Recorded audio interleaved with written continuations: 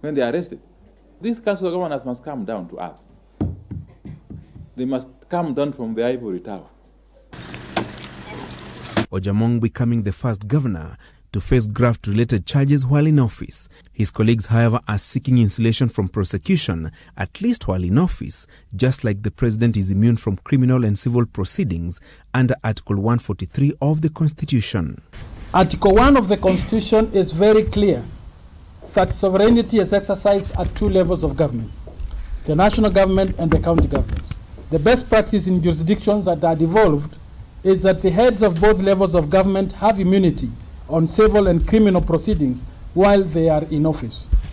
I'm sorry to the governors because they do not enjoy such privileges under the Constitution, because they do not enjoy such a status. Their status in the Constitution is that they are the chief executive officers of county governments.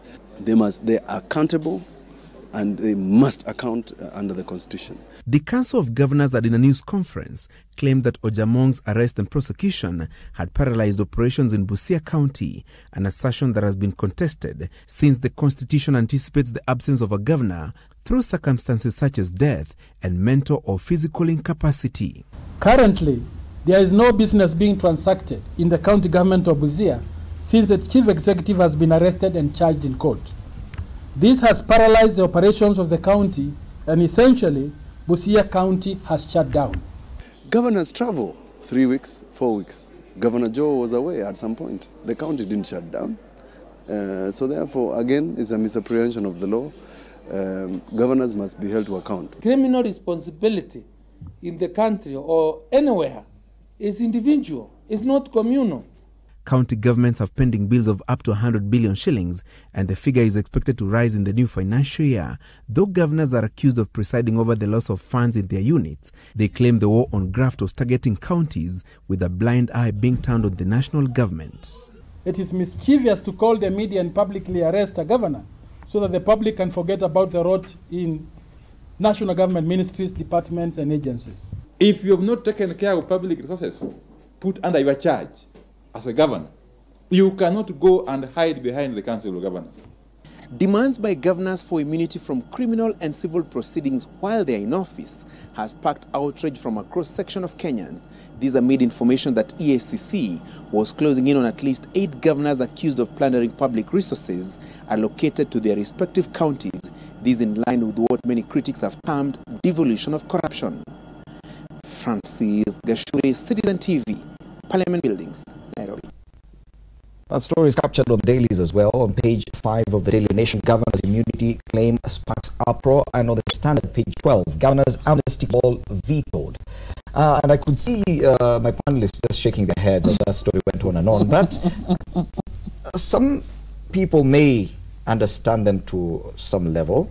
The kind of treatment we saw, the way officers arrested and frog-marched Governor Sospita Ojamong, bundled him into a vehicle and arraigned him. He had to spend 2 nights in police custody. I guess that's where the governors are coming from. That this kind of treatment, and even Governor Nanoka mentioned it, that you call the media, that all these things are happening in the glare of the media, frog marching a governor, probably that is what they're complaining about. If they're talking about the procedure and that they specifically said they felt Governor Ojamong was not treated properly, I would be 100% in support, because he's a sitting governor. He was not a flight risk. He presented himself to EACC. There was nothing to demonstrate that he was unwilling to cooperate. So it was unnecessary, the show of force and might and the handcuffing. That was definitely for show, and it was a poor show. On that score, we agree. But that's where the agreement ends. When it comes to asking for immunity, dear governors, let me tell you straight, your integrity is your immunity. If you don't have integrity, you don't have immunity. The immunity we give to the presidency, we give to the office of the presidency, not the occupant. Yes. The moment the occupant vacates the office, he is as criminally culpable as anybody else. Criminal responsibility cannot be shrouded and covered by office. It is next to, it is impossible. The reading that they have, sovereignty is in national government as well as county government, is in function. It is not in the person occupying the office. You're not a symbol of national unity. You're not a symbol of all Kenyans, an aspiration of all Kenyans. You are in charge of one unit of government in Kenya. If you misappropriate the funds sent to that unit, you are supposed to bear responsibility. As a CEO, the buck stops with you. So if you want to come and tell us you want to run a county and we're not supposed to ask you any questions until 5 years are up, even when we see things that are going wrong, I will run for office that I can just go and run roughshod over everybody. As soon as elections come, I disappear to Bermuda and that story is over. Yes. People, let's just use a common sense approach. If you're in office, you're a public servant. You're not a king, you're not a ruler. You're a governor, which equals a public servant. So serve with diligence. As long as you're full of integrity, you will have full immunity. If you lack integrity, you face the music. Wow. Honorable Olwach, the kind of treatment that we saw meted out on Governor Ojamong, it must have rattled quite a number of governors, because probably they see like such will be used to harass them. You are an advocate of the High Court. All your clients are innocent until proven guilty. That kind of treatment, surely, probably that's where the governors are coming from. Yeah, I think there was a little bit of excessive use of, I wouldn't say force, but that display of, you know, putting together people into handcuffs. You remember one time they did this to Jimmy Wanjigi. They put together all manner of cars, like, you know, some terrorist guy was. And I think in their mistaken belief that this will show the people that we are fighting corruption, I think that's a wrong way to do it. There is due process. In civilized democracies, you could actually tell Mwaura, you know what, we have this dossier against you, can you come, let's take you to court tomorrow. In Tanzania, they actually tell you in another polite word, naomba naomba nikusindikize kwa ofisi yetu kuu, na kesho tuna appointment kadogo kotini na wewe tunaomba ukuje. You know, this culture we must inculcate it, and I thought police reforms ought to have sorted this, but we are more prone to drama, and as soon as that drama ends, when people forget about that incident, that's where it goes. And that's the short-term, quick fix approach that these people are using is very wrong. But having said that, I think that the governors are reading these principles and ideals that we put in the Constitution upside down.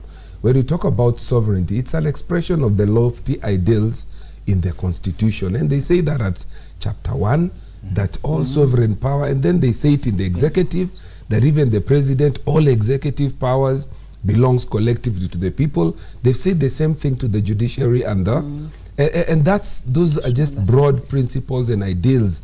You cannot use that to start saying that, you know, now because the president enjoys immunity, we are two levels of government and we are equal. We must protect both levels of government, but the president simply occupies that position where we all say we cannot subject the president to this kind of distraction. He represents far too much to be taken every other day to court over this or the other. But you saw in South Africa, as soon as President Zuma stood down from being president, that immunity we gave you, because it wasn't yours as an individual, it was the office. Now the office is gone, let's take you back to what happened. And he's facing those proceedings. Yeah, there are people who've actually suggested, in respect of governors, that this position is like of a manager. So we should actually not even subject him to an election. He's a CEO. So I agree with Mutula when he says that you're a CEO, you're an accounting officer. So let's not get all these things into our heads about, you know, we had some other level of government. Probably it's a feeling that being elected by an entire county to lead, then it gives you a position on a pedestal somewhere. But as I can see, most of you are against that. So, are we saying that probably the COG should have argued for better treatment of governors when they are arraigned in court, as opposed to calling for immunity? I think Fred, the governors are confused about their own status, because they go to the villages and people sing for them, and they supplicate and tell them that they are the only ones. And in the process, they forget really that their powers are limited, that they are public officials. And sorry to tell them, but the position of our governor is nothing more than a glorified mayor. That's the truth. It's not a small president as you think. We are not even like the United States where you are running a federal government, so that then people came together to agree to form a federal state. So we need to make that very clear. But because of this whole issue of hero worshipping, because of the fact that the governors themselves have made it very impossible for MCAs and their deputies to hold them to account, now they feel like that fiefdom is encroached. Because what governors have done is that they have compromised the systems of accountability. The auditors are pocketed, both internal and external. The MCAs are threatened. In fact, some of these governors are running their counties using goons and bloggers. Yeah, we have seen a situation where people are being attacked when they are holding press conferences. You know, the impunity that we used to have in the imperial presidency of Europe before the 2010 constitution is what we are seeing the county governors confusing themselves for. And they are so insecure and so entitled that they think if they are not there, their deputies cannot take over because they have made sure that they are irrelevant. In Kiambu County, for example, the deputy governor's office was divided into two, and when he moved to another one, it was actually attacked at night, and even to pour water was poured down. Just to make that person ineffective. And some of these governors all of a sudden are having a lot of money. You know, people who we were campaigning together with who could not even honor checks and promises, all of a sudden we are hearing that they are owning prime buildings in key locations in this Nairobi. You know, we did not elect governors to steal from Kenyans so that they can invest for their own prosperity. You know, the governors are accountable. And I would want to tell Governor Nok, who I really respect, that the Council of Governors is not a trade union where you go to protect thieves. The guilty are always afraid. You cannot bundle yourself to say that we are now frustrating devolution. In fact, this is how devolution is supposed to work. I would want to remind them, even in South Korea, there is a president who came here, a lady, and now she's serving jail. Look at Lula da Silva, despite the fact that he really worked very well for Brazil, but he's now in jail. Look at Zuma. We have to have a situation where you don't use a presidency to justify your ills. The reason why we have a new constitution and where the institutions of government are working is because we wanted accountability. And maybe let me differ with my panelists here. Kenyans are arrested left, right, and center in a very crude way. It doesn't make it right. But I don't know why we should complain when Ojamong faces the case. Because if it was a chicken thief somewhere, they would even be harassed even more. So it is good to see. If that is a culture that we have and it has not changed, let us see the Ojamongs of this world also facing the same wrath, so that everybody can know that they are equal before the law. As a senator, you would be okay with that kind of treatment? No, I'm saying it does not make it right. But because other Kenyans also face the same way, let us not look like we are now, trying to drink from the same chalice. chalice. We are trying to make it look like it's bad because it's Ojamong. Believe you me, today, Fred, if you are arrested, it will even be worse than what Ojamong faced. And I'm very happy with the political party of Ojamong because they have said, carry your own cross. That is where we need to go. This idea where Mwaura is accused of corruption and then Kikuyus line up and his political party to defend him is what is entrenching the culture of impunity. We must remember that leadership is singular, it's not plural. So is corruption. Okay.